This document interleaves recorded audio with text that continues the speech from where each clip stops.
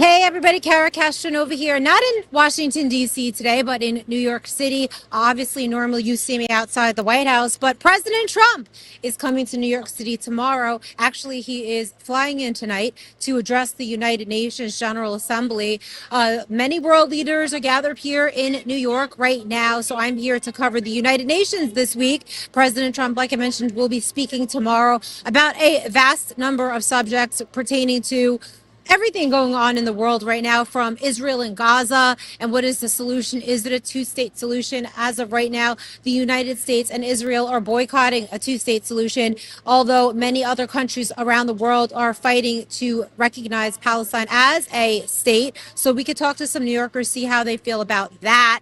The president also expected to speak about tariffs and to tout his many accomplishments when it comes to peacemaking. So that is all in store for tomorrow, and you could check that out live on Lindell TV. We're waiting to go to the briefing room with Karoline Leavitt, where Allison Steinberg is there, hopefully to get in some really important questions with Karoline today. Usually you guys see me there in the briefing room, but like I mentioned, I'm in New York City today, and I'm very excited to be here in front of St. Patrick's Cathedral right here. If you guys could pan over to one of my favorite places in the world, the beautiful St. Patrick's Cathedral, New York City on Fifth Avenue. It's just so beautiful here. There's a lot of tourists in New York, just like in Washington, D.C., but you will find more regular people when you're walking around on the streets of New York City than you, because the population is just so vast. And you have people coming in into New York City to work from all five boroughs, all the other four boroughs rather, in the Bronx, Queens and Staten Island, as well as Long Island and various regions of upstate New York. So New York City is always a very interesting place to talk to people who are very opinionated. We'll try to talk to some in front of St. Patrick's Cathedral today while we await the briefing, which should be an exciting one, I'm estimating, because there's just so much going on in the world right now. People are talking about so many things. People can't shut up about Jimmy Kimmel getting quote unquote what they're saying canceled. Was it cancellation or was it government censorship? Is the question a lot of people are asking.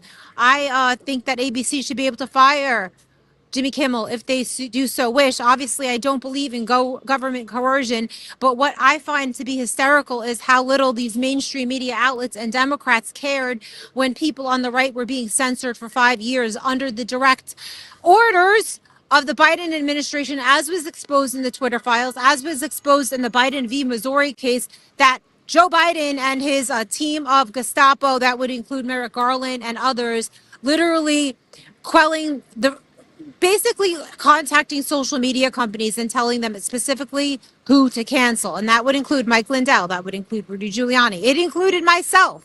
So where were these people screaming free speech when conservatives were being canceled? But now all of a sudden, Jimmy Kimmel is experiencing some issues and liberals are freaking out. Well, the power pendulum swings, guys. That's the story, as old as time. The power pendulum swings. Democrat, Republican, Democrat, Republican. If you guys were more than okay with conservative voices being censored by the Biden regime, I don't know. You shouldn't be complaining now, really, is my opinion. Like, just shut up about it. Opt out. You guys cheered it on when conservatives were being censored. And then you have the good conservatives out there that are saying what happened to Jimmy Kimmel they might think might be a free speech violation. I'm taking more seriously conservatives who are speaking about this, not liberals, because like I said, liberals were cheering on censorship. It was in the guise of misinformation. They actually wanted Joe Biden to have a misinformation czar, which is absolutely crazy. That's something straight out of 1984. Let's see who interesting there is to talk to on the streets of New York today. Like I mentioned, a lot of tourists, just a lot. That guy was a tourist, but he was looking at me. Hi, where are you from? I'm from Argentina. Oh, Argentina. ciao. Speaking English, sorry. Okay. Okay, thank Bye. Lots of tourists, I guess. Let's just see where this lady. Hi, where are you ladies from? Oh, Canada. From Canada. And you're visiting. Your makeup looks nice. Oh, thank you. I like your nose ring, the little moon. Thank you. How are you enjoying your trip? It's been good. We've been here for a week now, so it's been good. What have you seen? Oh, everything. Everything. Everything. It's crowded today because the United Nations the General Assembly is Yeah, we convening. just saw that. Yeah, it's Saw really that. good. So, Yeah. and President Trump is coming tomorrow into town, so there's going to be a lot of traffic issues. Just a forewarning. What is your? I know you're from Canada. I know that Canada is fighting for Palestine to be a sovereign state and recognizing them. What are your thoughts on that? The United States is saying no. I believe Canada is for that. Canada's for that. I'm pro Palestine.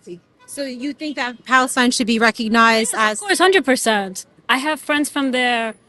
I even have friends from Israel, but it's the government. Just like Iran that I'm from, it's the government, not the people. I feel like that. Yeah. I feel like it's the government that is trouble, not the people. Right. No, yeah, it's always generally the government and they try to divvy up the people. That's been my experience and observation in general Yeah. with all governments. So that's interesting. And what's your thoughts on the H-1B visa?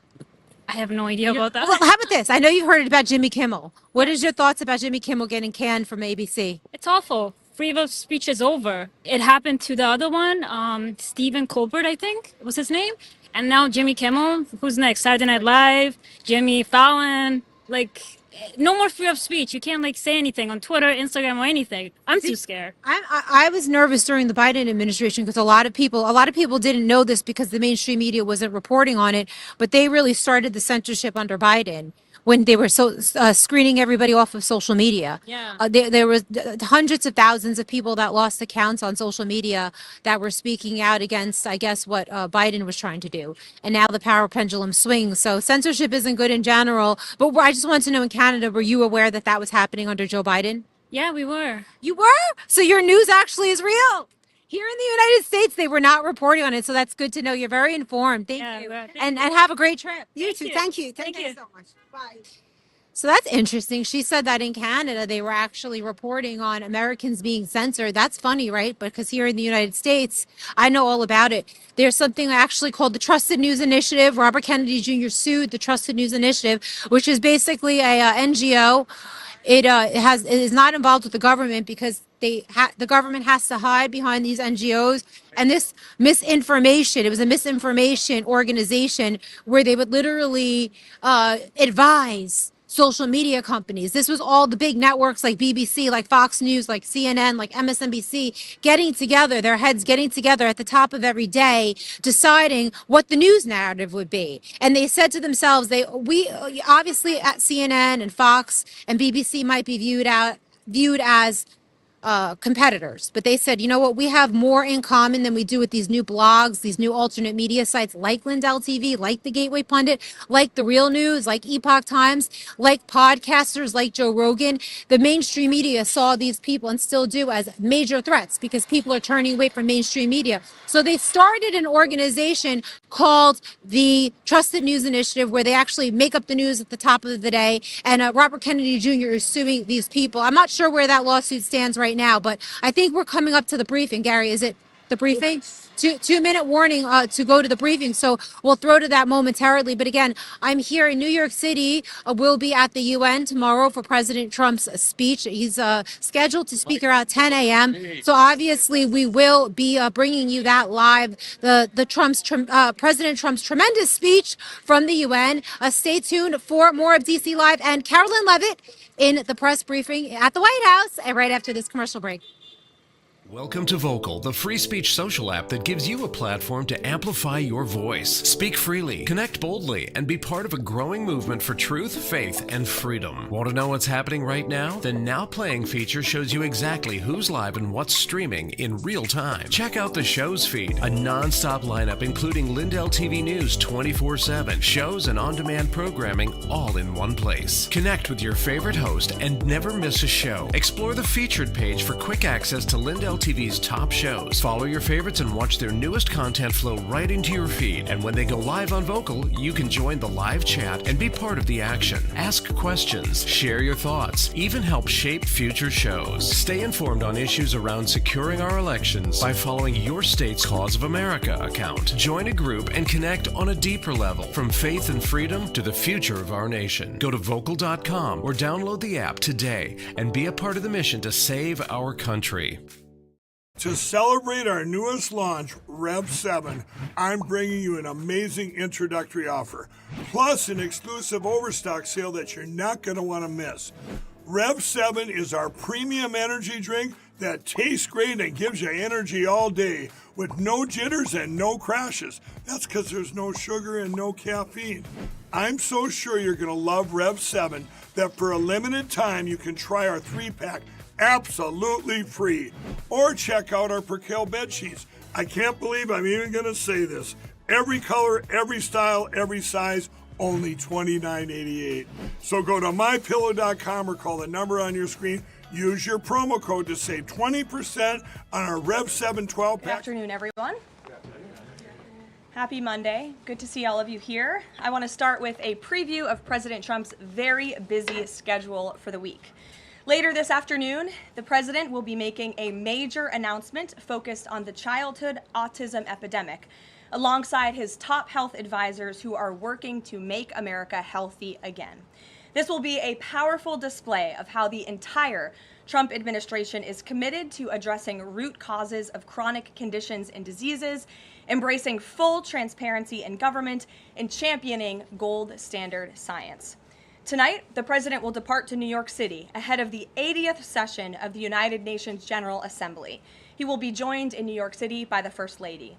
Tomorrow morning, President Trump will deliver a major speech touting the renewal of American strength around the world, his historic accomplishments in just 8 months, including the ending of 7 global wars and conflicts. The president will also touch upon how globalist institutions have significantly decayed the world order, and he will articulate his straightforward and constructive vision for the world. The president will also be hosting bilateral meetings with the UN Secretary General and the leaders of Ukraine, Argentina, and the European Union. The president will also later in the day hold a multilateral meeting with Qatar, the Kingdom of Saudi Arabia, Indonesia, Turkey, Pakistan, Egypt, the UAE, and Jordan. After these important meetings, the president will attend a reception tomorrow night with more than 100 world leaders before returning to Washington, D.C. On Thursday here at the White House, President Trump will welcome President Erdogan of Turkey for a bilateral meeting. And on Friday, the president will travel to Long Island for the Ryder Cup golf match between the United States and Europe. This event is one of the greatest sporting events in the world, and it would not be taking place this year without President Trump's help. President Trump signed an executive order last week preventing a strike that would have crippled the New York City area ahead of the tournament, and at the request of the 5 labor unions who all represent workers on the Long Island Railroad. One of the greatest golfers in the world, Bryson DeChambeau, praised the president's critical intervention, saying, quote, "When the possibility of a strike threatened to disrupt transportation and attendance, President Trump stepped up and took the action needed to protect this world-class competition." Thanks to President Trump's decisive leadership, the Ryder Cup experience will be everything fans and the golf community deserve. Again, that's a quote from the great golfer Bryson DeChambeau. Now let's all hope the American Ryder Cup team can take home the trophy. In other news, positive economic data continues to pour in. Brand new polling shows that Americans' faith in the economy and the direction of the nation is back on track and shooting even higher. Home ownership is more affordable, with mortgage rates dropping to a 3-year low. For new home buyers, this represents a $250 decline in your monthly mortgage payment, or nearly $3,000 a year. And President Trump has made it very clear he wants to continue to see mortgage rates decline to a record low, just like they did in his first term. Thanks to President Trump's unleashing energy dominance, gas prices are dropping, and Americans are spending the smallest share of their disposable income on gasoline since 2005. Additionally, the annual cost to own and operate a new vehicle is down by nearly 6% over the last year.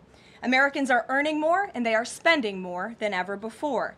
After inflation outpaced for 26 straight months under Joe Biden, real wages have increased nearly every month since President Trump took office, with wages for blue-collar workers rising at the fastest rate in 6 decades. Retail sales are also booming, up 5% over last year, and the stock market is booming, and Americans' retirement accounts continue to do well, with the Dow, S&P 500, and NASDAQ all hitting new record highs. In fact, the S&P 500 is up nearly 15%, and the NASDAQ is up more than 21% since Election Day. As part of President Trump's mission to restore America as the manufacturing superpower of the world, he has secured nearly $9 trillion in U.S. investment, nearly 9 times more than Biden attracted in his entire 4-year term, and we expect that number to be upwards of $15 trillion very soon. We're already seeing the initial economic benefits of these investments, with industrial production recently rising to an all-time high. President Trump built the greatest economy in the history of the world in his first term, and we are witnessing him do it all over again. Now, before I open it up to questions, I do want to speak on the heinous political assassination of Charlie Kirk. As President Trump powerfully stated yesterday, this assassination was an attack on everything that makes the United States of America the greatest country on earth. But that attack has completely failed. The heartwarming response from the overwhelming majority of the American people over the past 2 weeks is all of the proof that you need. The assassin who took Charlie's life can destroy flesh and blood, but he can never destroy the values that Charlie stood for.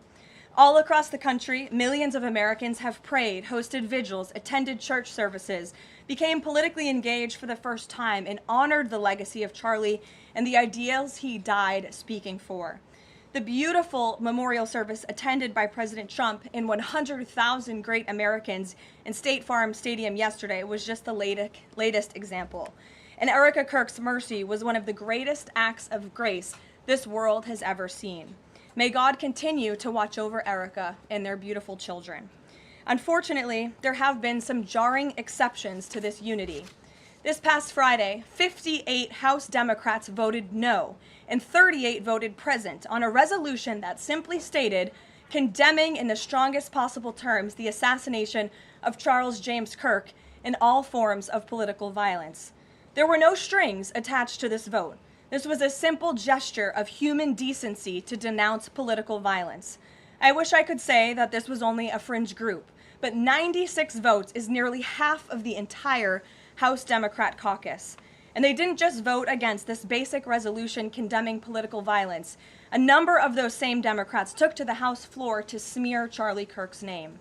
The man wasn't even buried yet, and Democrat members of Congress were denigrating his memory on the floor of the House of Representatives. This was truly a sad moment and a clear reflection of how radical the Democrat Party has become. Many Democrats in elective office have now been totally captured by a radical fringe of the far left base who want to dehumanize every person they disagree with.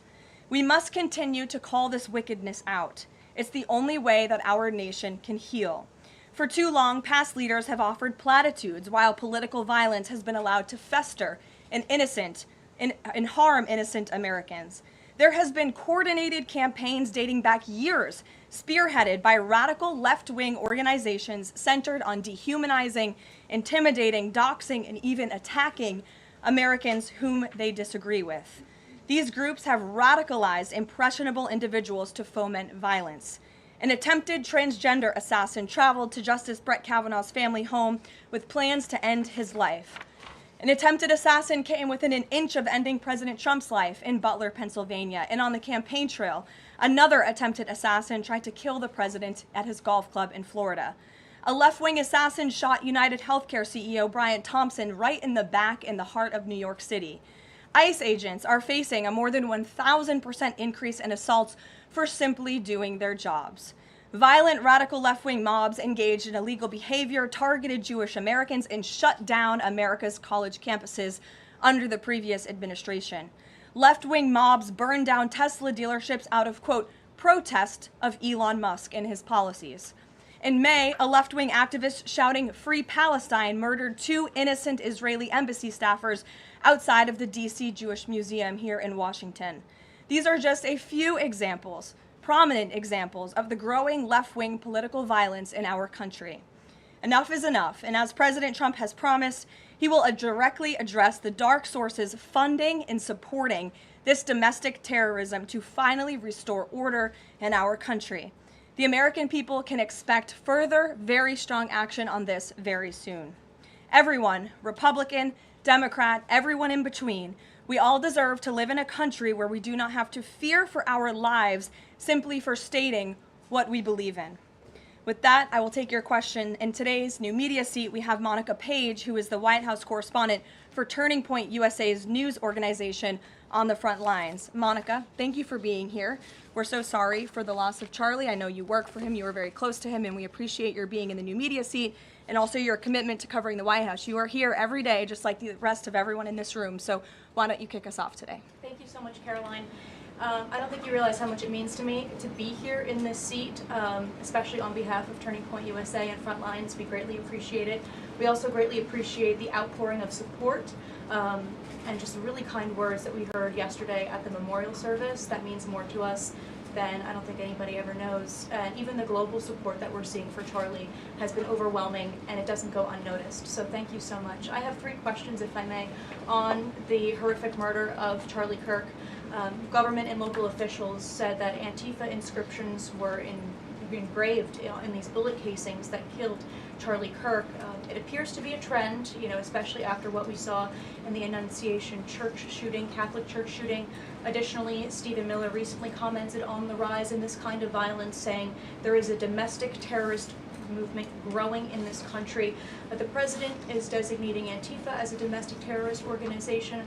I'm wondering, what is the approach to holding these people accountable, just to ensure that violence like this just is eradicated moving forward? Sure.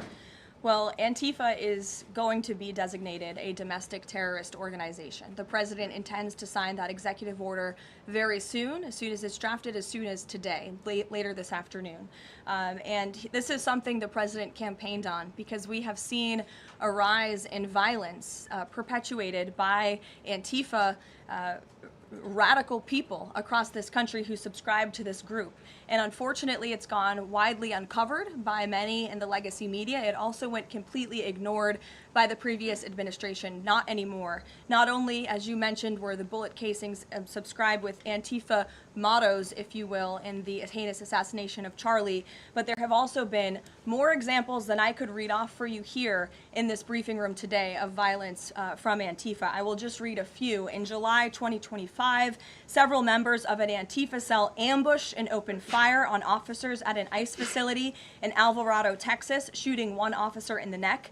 Also in July 2025, 3 Antifa members were charged with assaulting a police officer during a violent riot outside an ICE facility in Portland, which for weeks prior had been under siege from the local Antifa terror cell. In February 2024, a transgender Antifa terrorist detonated an explosive device outside of the office of the Republican Attorney General of Alabama. In July 2023, Antifa members linked to abortionist group Jane's Revenge firebombed pro-life facilities and vandalized churches.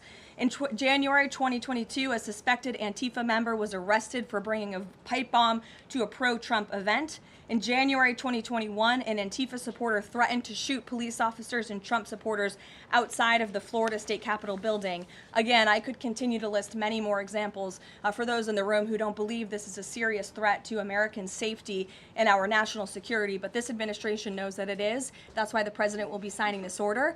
And we will also be, most importantly, looking at who is funding Antifa and who is funding these other violent left-wing groups that we've seen perpetuate so much crime and mayhem across our country. Thank you. And Charlie Kirk died exercising his First Amendment right, willingly debating, conversing with everybody and anybody. That was what he did. So what message does this White House have now to all Americans who feel like they are too afraid to express their beliefs, their values, their morals in the wake of such horrific violence? I think the president has answered this, and I will leave it to his response, Monica, where he so beautifully said, we have to keep fighting. We have to keep speaking up. We have to keep speaking our mind. I know that's what Charlie would want us to do, and we have a right to free speech in this country. The president supports it. It is protected by our beautiful Constitution, and Americans should not cower in fear. They should rise up in courage to continue speaking the truth. And to end on a lighter note, Karoline, I'd love to know what your favorite memory of Charlie is. Sure. Charlie was a great guy, and he was, of course, a very influential person in the conservative movement, in the MAGA movement. He was so helpful to the president during the campaign and to all of us who worked on that campaign, that historic campaign. I myself had many great memories going on Charlie's amazing podcast and his show. He was always willing to text people with words of encouragement. In fact, my last text exchange with him was the day before he died, and he was asking for my husband and I's address to send a children's book to our son. And I think that just speaks to the type of person that he was. And I know so many of us here at the White House are going to miss him very much. Thank you, Caroline. Thank you. Gabe. Caroline, thank you. Regarding the autism announcement, Sure. why now? Does the administration have new data that hasn't been published previously showing a possible link between acetaminophen and autism? I know there's been many reports about what this announcement at 4 o'clock will be, Gabe. The president is very excited about this, so I don't want to scoop the president of the United States and our Secretary of Health and Human Services, but what I can assure you is that Robert F. Kennedy and the incredible health team that this president has put together are really viewing things in a much different lens. And they are paying attention to studies and the gold standard of science and research that many in this city for far too long have turned a blind eye to. So I think Americans are going to be enlightened and proud of what they hear later this afternoon, but I won't get ahead of the president on exactly what that announcement entails. On a different topic, going back to the president's social media post from over the weekend, regarding the DOJ and his seeming frustration that they hadn't taken action quickly enough.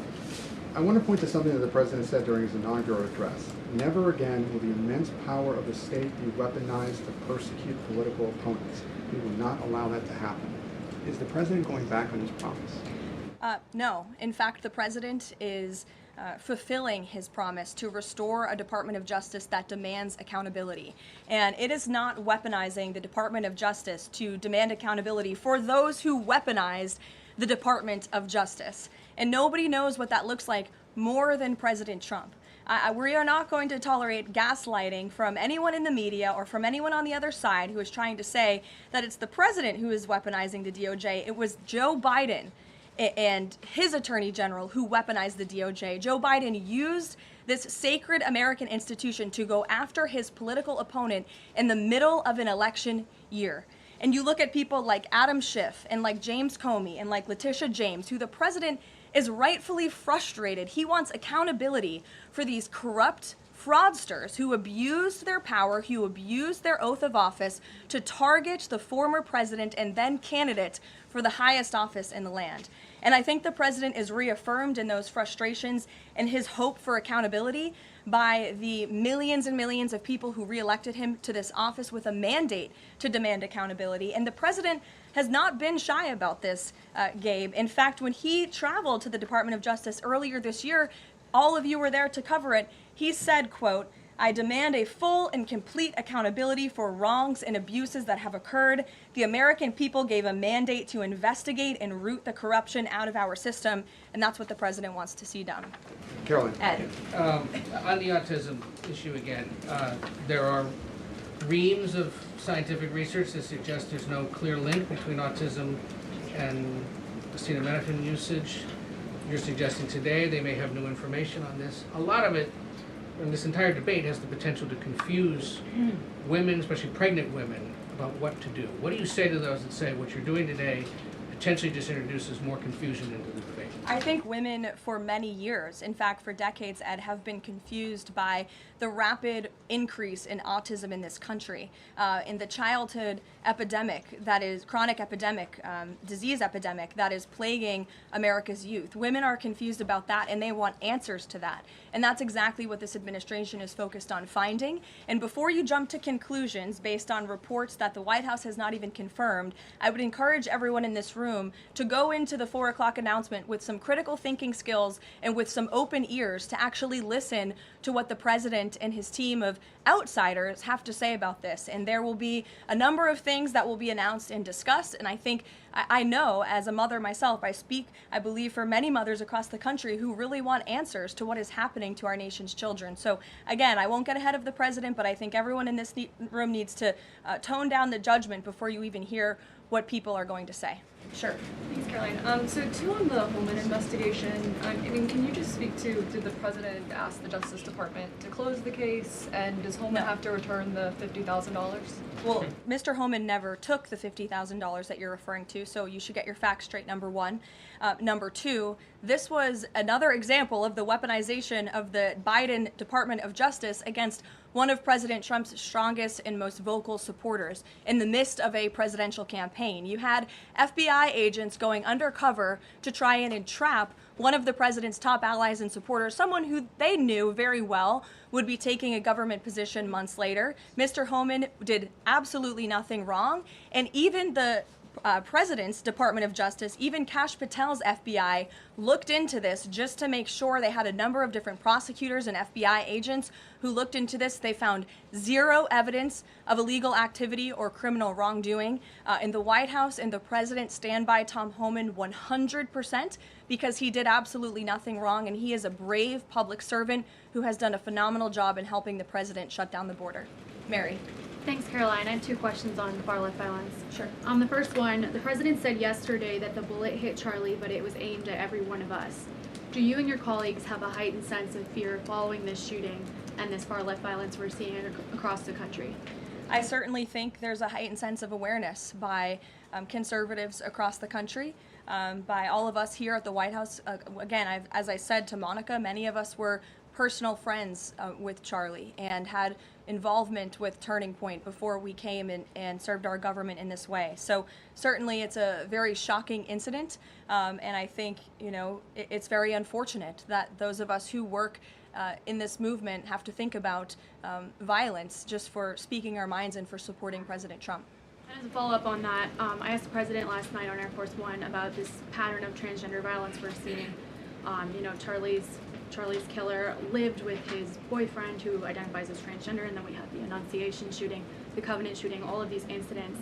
The president said that we're looking into transgender violence. Does that mean the FBI is looking into it? And can you give any more clarity on how the administration is viewing this uptake in specifically transgender violence? It's definitely something worth looking into, and I think anyone who denies that at this point is being willfully ignorant. And the administration is taking it seriously, all causes of violence, and why these people would be driven to such evil and such hatred. And there's probably many answers to that question, but the administration is really focused on all of them. For individual investigations and cases, of course, the FBI and the Department of Justice are leading those. But as for this overall violence and domestic terrorism that we're seeing, the White House and the President's policy team will be leading the charge, and that really begins with designating Antifa as a domestic terrorist organization. And I can assure you there will be additional actions to come. Sure, in the pink. Thanks, Caroline. Liz Landers with PBS NewsHour. I just wanted to follow up quickly on something that the president had said yesterday. So we heard from Erica Kirk. She said she forgives the man who shot and killed her husband. And then right after that, we heard from the president who said, I hate my opponent and I don't want the best for them. How does that square with bringing down the temperature of political violence in this country? And then, if I could, I had a follow-up on Venezuela, too. Look, the president is authentically himself. I think that's why millions of Americans across the country love him and support him, including Erica Kirk, who you saw so beautifully was on stage with the president in an unthinkable moment, in the midst of an unthinkable tragedy, and was leaning on the president for support during that time. And he was there to give it to her, as well as the vice president and many other top-ranking cabinet officials. Kayla. Thanks, Caroline. On TikTok, the deal.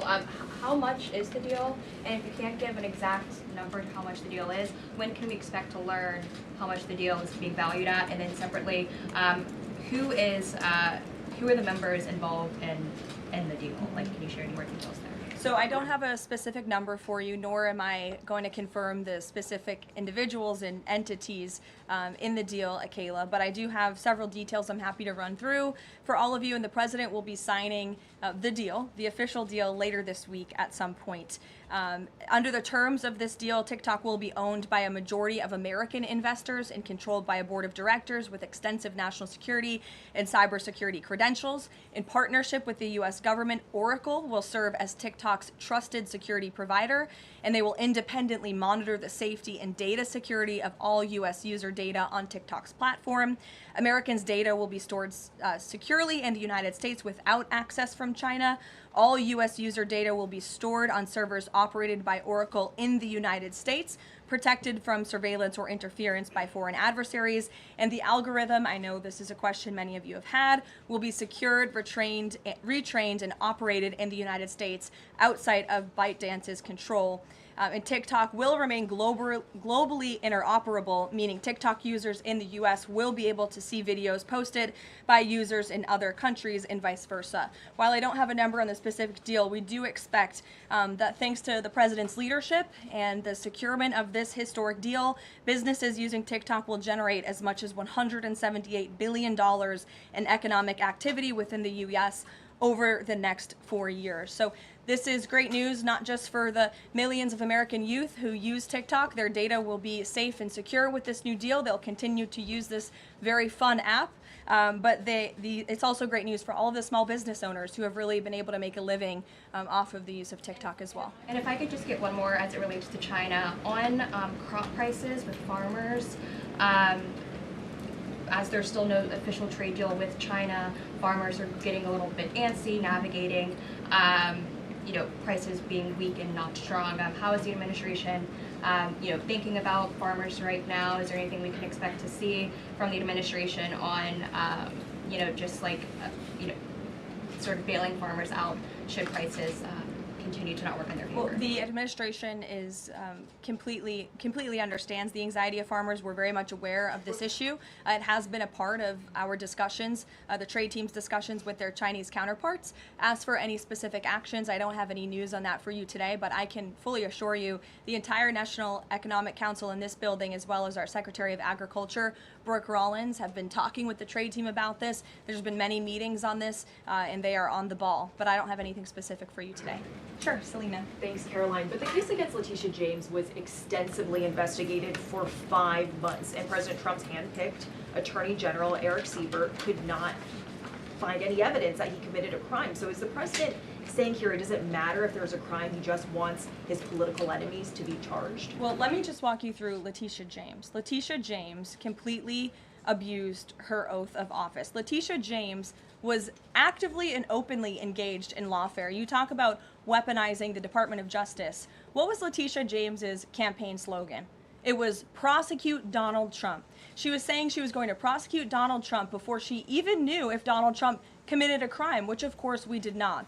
Those are not the words of a serious prosecutor. Those are the words of a corrupt politician who is abusing their power. She actively campaigned on that. She also led the witch hunt, the financial fraud investigation against President Trump and the Trump Organization, and an appeals court tossed that case out, a $500 million civil fraud penalty in August, which was another win for the president, and exonerated him of this witch hunt and showed that this is an individual who is corrupt and abused her oath of office. And we also have evidence of her mortgage fraud. An April report from a white-collar fraud investigator found that there was documented evidence that James engaged in a consistent pattern of financial and property disclosures that raise serious legal questions. But why won't the president accept the conclusions of his Justice Department to not bring charges against Letitia James? In fact, you had Bondi and Blanche top DOJ leadership who were against ousting Eric Siebert, who again was picked by President Trump. I just answered that question for you, and the president has every right to express how he feels about these people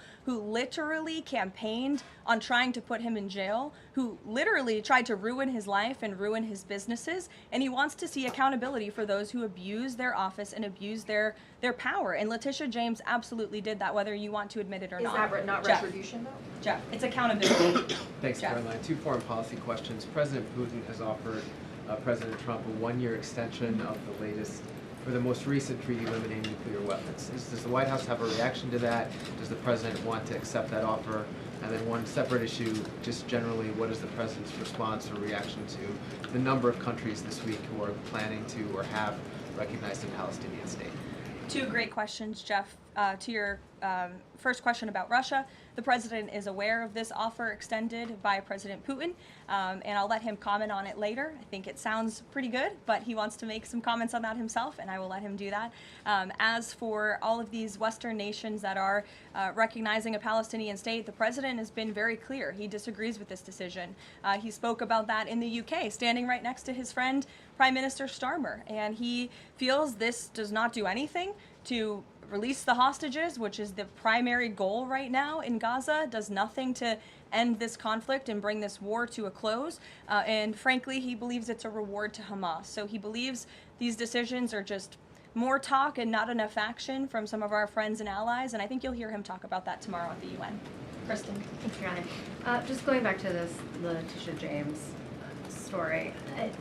What does President Trump plan to do if the Attorney General, Pam Bondi, tells him that there is not enough evidence to bring his political opponents' cases or to charge those cases? That's a hypothetical question, Kristen. That hasn't happened at this point.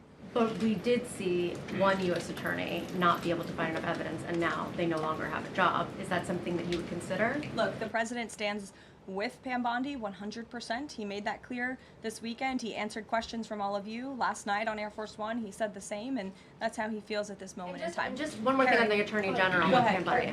Caroline, would the president support designating Russia as a sponsor of terrorism if it does return kidnapped Ukrainian children? And secondly, we just found out through questioning that Hunter Biden sat in on the discussions of his pardons. What's the White House response to that? Unfortunately, I think it's unsurprising.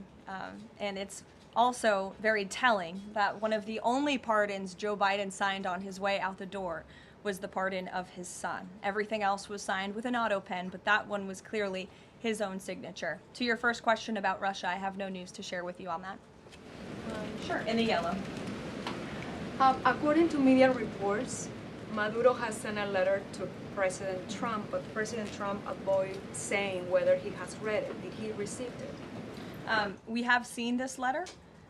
Frankly, I think there were a lot of lies that were repeated by Maduro in that letter, and the administration's position on Venezuela has not changed. We view the Maduro regime as illegitimate, and the president has clearly shown that he's willing to use any and all means necessary to stop the illegal trafficking of deadly drugs from the Venezuelan regime into the United States of America. Context of the letter? Gilbertson, go ahead. The admin. To you, and then go ahead.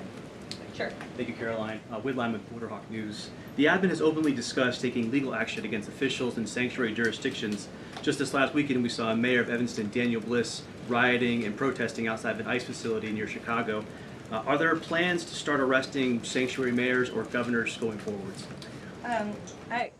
Unless they commit a crime, I don't see them being arrested. But if they are violating federal law, if they are violating state law, then of course they should be arrested by state and local law enforcement. If they're violating federal law, then they can expect the consequences of that behavior. Nick. Thank you, Caroline. Would the president like to see Congress pass a national holiday honoring Charlie Kirk annually? That's an interesting question. I'm sure he wouldn't oppose such a thing. But you can pose that to him yourself next time you get the chance. Sure thing. And to follow up too, I know the president is honoring Charlie with the Presidential Medal of Freedom. Is there anything else that we don't know of in the works to honor Charlie?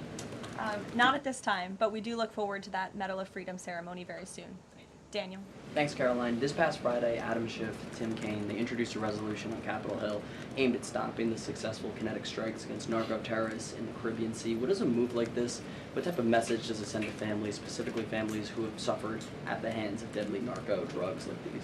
I definitely think it sends the wrong message. We wish that Democrats would get on board with a very simple idea of ending drug trafficking and securing our homeland. And I saw a report this morning that the Dominican Republic actually helped us seize a boat that was on its way from Venezuela to the United States of America with lots of deadly drugs on board. And so if you actually hear from Caribbean nations in the region, they are thankful and grateful for the administration's efforts, and they're working alongside us to end this plague of drug trafficking through their seas. Sure, Karen. Over the weekend, Democratic leaders Chuck Schumer and Hakeem Jeffries sent a letter to the White House asking for a meeting with the president to talk about government funding. Has the White House responded to that letter, and will the president sit down with them to talk about this, given that deadline is now 8 days away?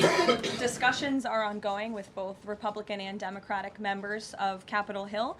I don't have any meetings or any scheduling updates for you today, but what I will share is that what this White House wants and what Republicans want. We want a clean funding extension to keep the government open. That's all we're advocating for, a simple, clean budget extension, a straightforward, responsible solution to keep the government open to November 21st and allow the full year appropriations process to move forward.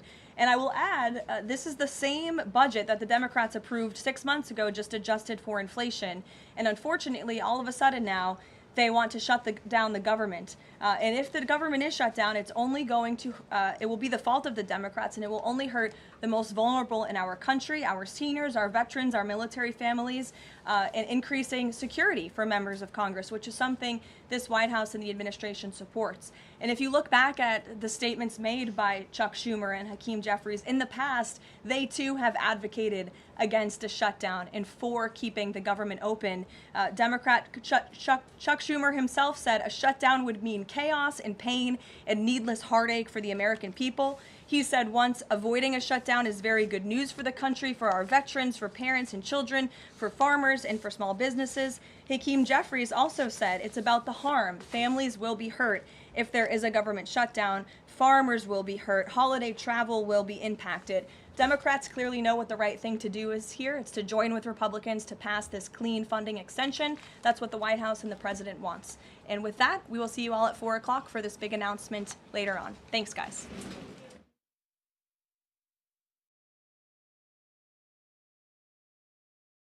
Welcome to Vocal, the free speech social app that gives you a platform to amplify your voice. Speak freely, connect boldly, and be part of a growing movement for truth, faith, and freedom. Want to know what's happening right now? The Now Playing feature shows you exactly who's live and what's streaming in real time. Check out the show's feed, a non-stop lineup including Lindell TV News 24/7, shows and on-demand programming all in one place. Connect with your favorite host and never miss a show. Explore the featured page for quick access to Lindell TV's top shows. Follow your favorites and watch their newest content flow right into your feed. And when they go live on Vocal, you can join the live chat and be part of the action. Ask questions, share your thoughts, even help shape future shows. Stay informed on issues around securing our elections by following your state's Cause of America account. Join a group and connect on a deeper level, from faith and freedom to the future of our nation. Go to vocal.com or download the app today and be a part of the mission to save our country. To celebrate our newest launch, Rev 7, I'm bringing you an amazing introductory offer, plus an exclusive overstock sale that you're not going to want to miss. Rev 7 is our premium energy drink that tastes great and gives you energy all day with no jitters and no crashes. That's because there's no sugar and no caffeine. I'm so sure you're going to love Rev 7 that for a limited time you can try our 3-pack absolutely free. Or check out our Percale bed sheets. I can't believe I'm even going to say this. Every color, every style, every size, only $29.88. So go to mypillow.com or call the number on your screen. Use your promo code to save 20% on our Rev 7 12-packs or try our introductory 3-pack absolutely free. And our Percale bed sheets, all sizes, only $29.88, even the queens and kings. Inventory is extremely limited, so order now. If you want to drop extra pounds, boost energy levels, and reduce swelling in your legs and feet, then this message is for you. Pure Health Research is on a mission to make America healthy again, and 2 of their best-selling health supplements are leading the way. First is Liver Health Formula. Over 100 million Americans have a sluggish liver that's riddled with fatty deposits. This can kill your metabolism, pile on the pounds, and make you feel tired. Liver Health Formula takes care of that. It supports thriving liver health with special nutrients like artichoke extract and milk thistle. This is one of the easiest ways to slim down and revitalize your energy levels. Next is lymph system support. If you struggle with fluid buildup or swelling in your legs, ankles, and feet, this is for you. The natural ingredients in lymph system support help gently flush away extra fluid and toxins out of your body. And right now, for a limited time, you can get 35% off liver health formula and lymph system support, along with 50 plus other health supplements that Pure Health Research has to offer. So head over to purehealthresearch.com and use promo code Lindell at checkout. That's purehealthresearch.com, promo code Lindell to save 35% on your order today. Charlie Kirk was a great Christian man, an incredible patriot, a visionary leader, and a kind human being. Are you taking advantage of President Trump's golden age? Or what if I told you can just sit back and earn money as President Trump continues to repair our economy and make America energy independent again? I'm talking about oil royalty checks. With the help of the Oxford Club, thousands of Americans have unlocked this secret hack that has put money back in hard-working American pockets. Financial expert and Lindell TV supporter Mark Litchenfield has showed me how. It's a way to profit from America's energy production that's been working quietly for decades, even when oil companies were struggling. So go to LindellOilBoom.com to find out how this all works and why it's relevant right now. That's LindellOilBoom.com. Whether it's being a weekend warrior or spending time with your family, feeling your best is the key to doing the things you love. That's why I'm excited to tell you about Nirvanta. It's a natural solution designed to help you stay active and live well naturally. Nirvanta is a topical blend of all natural essential oils like frankincense, myrrh, and a proprietary gold standard plant stock extract. It's perfect for your hands, feet, knees, back, or anywhere else that needs a little extra care. Use Nirvanta proactively as part of your daily maintenance routine, and you're guaranteed you're going to feel the difference. Simply massage Nirvanta in for at least 60 seconds, 2 to 3 times a day to get the best results. And if you're not completely satisfied, you get your money back. No questions asked. There's simply no risk and no reason not to try Nirvanta today. Right now, you get 15% off with code Lindell exclusively at NirvantaHealth.com. So stop reaching out for that medicine cabinet. Get Nirvanta instead and experience the difference. Go to NirvantaHealth.com. Use code Lindell to get 15% off today. Nirvanta Health. Live well naturally. Charlie Kirk was a great Christian man, an incredible patriot, a visionary leader, and a kind human being.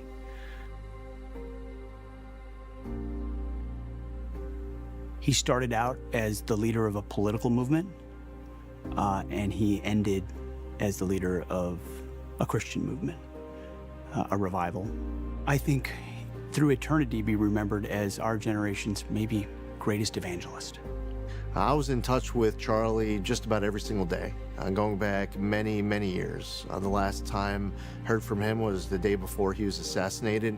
The most fitting description I've heard of Charlie Kirk over the course of these last several days has been the description of calling him one of one. There was only one Charlie Kirk. I met him during the transition. I was actually quite nervous. I don't get starstruck very often, but he was one that I knew about and the impact that he had. And so when I met him, he was sitting at he's so tall, and he was at a little small desk, and I was like, I don't think that desk quite fits you. Big, giant, tall guy walks in, full of energy, just enthusiasm and passion. The first time I met Charlie was in July of 2021, and I did his podcast, and I think both of us approached each other with some trepidation because we came from such different, let's say, constellations of presumptions and worldviews. But after that, after my first meeting with Charlie, we became fast friends.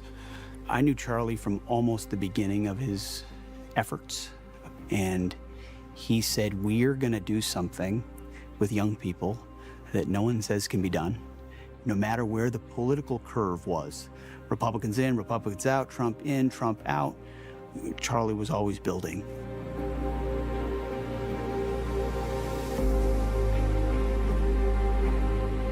I was really struck by the massive crowds of people who would turn out to these campus events for him, to talk to him, to have the chance to see him in action. The energy was electric and palpable, and it was just so cool to be in an environment where people were gathering together really to celebrate free speech and to engage in that dialogue and that debate that really Charlie did uniquely, period, but also Charlie certainly did better than anyone else.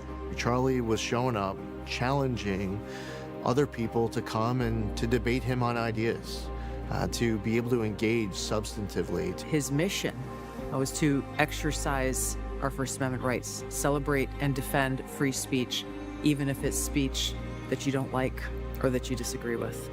I'd tell Charlie, I'm too old to participate in Turning Point. And he would say, no, you're not. You're there to mentor young women. And he cared so much about everyone mentoring younger people in the next generation. Charlie was an institution, right? And we all know who he is. And he has a meaning to people my age and older and a little bit younger.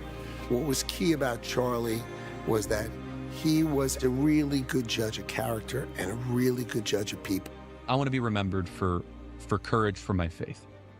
That would be the most important thing. The most important thing is my faith in my life.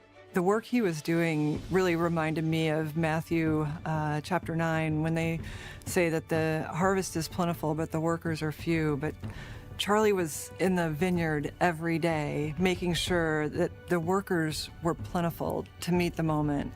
But you saw this unique transition where he started to talk about his faith, talked about God. Charlie did get bolder and bolder in his faith over time, frankly, encouraging a lot of others, including myself, to do the same. And I had a chance to talk to him about this a little bit over the years. You look at the problems, the societal problems, the cultural problems, and trying to fix them simply at the political level won't get it done. If you don't have faith, if you don't have a relationship with God, if you don't start a family, the true things that give you joy, you don't have anything in life. Charlie exemplified what it meant to have a personal relationship with Christ. He exemplified what it meant to live life to the fullest. All the conversations about politics are ultimately futile if we don't know that there is a God and it's not us. When you understand that, the things of the political world, which are important, they all become secondary. Because you realize the battlefield is not of this world. It's not a political battlefield. It's a spiritual battlefield. Tax rates are great, and limited government's wonderful. But if you want to affect the human heart, if you want to affect the human life, again, that's not politics. This is humanity. Andrew Breitbart famously said, politics is downstream of culture. And if you want to add to that, maybe Charlie Kirk taught us that culture is downstream of our faith. And so, yes, culture is more important than politics, but faith is what defines what kind of culture we live in. And Charlie understood that, and he lived it. My current belief, and I think it's the right way of looking, is I'm far more interested in what God wants of me than what I want from God. One word to describe Charlie Kirk. I look at him and think how powerful he is. So if I could think of one word, I think it's powerful. Ethical. Faithful. Passion. Charlie lived with passion. To ascribe one word for Charlie, it would be he was a force. Personal. He's a man of courage. He was resilient in his faith. He was resilient in his conviction. He was resilient in his knowledge of the Word of God, his love for the country, his knowledge of being a patriot. Charlie was a man of honor, of character, love for God, and of course, love for his family. And that's what I believe he'll always be known for.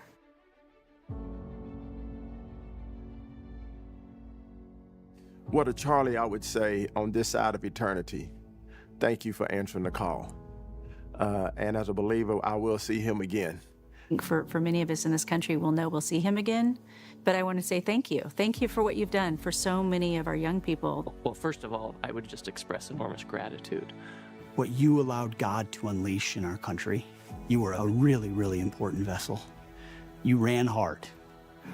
And it's hard to even talk about his name in the past tense still. It's difficult to articulate the depth of gratitude that we should all hold for Charlie Kirk. Charlie would not want anyone to be silenced by that bullet that stole him from us. I feel like the message that the world is sending to Charlie Kirk right now is that his sacrifice certainly wasn't for naught. I have the greatest respect for you, Charlie. You lived your dreams, you lived your morals, you lived your passion, you lived your objectives. You didn't hold anything back. You left nothing on the table. You brought it all. You always brought it all, and you always brought it out there. And I love you for it. Thank you for the inspiration, Charlie. Thank you for making yourself a template, a paradigm of strength and moral courage. And you've given us an example to follow. I would say thank you. Thank you. Thank you for being a great American. Thank you for your service. Thank you for your faith. Thank you for being an example of how you treat and talk about your own wife, how you talk about your own kids. I think we are in need of great examples in America. And Charlie, you have been a great example.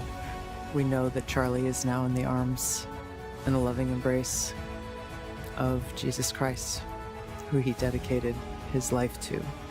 And in that knowledge, we too can rest in God's love. He started a group called Turning Point, and it turns out he was the turning point. And God had a higher purpose, an even greater purpose.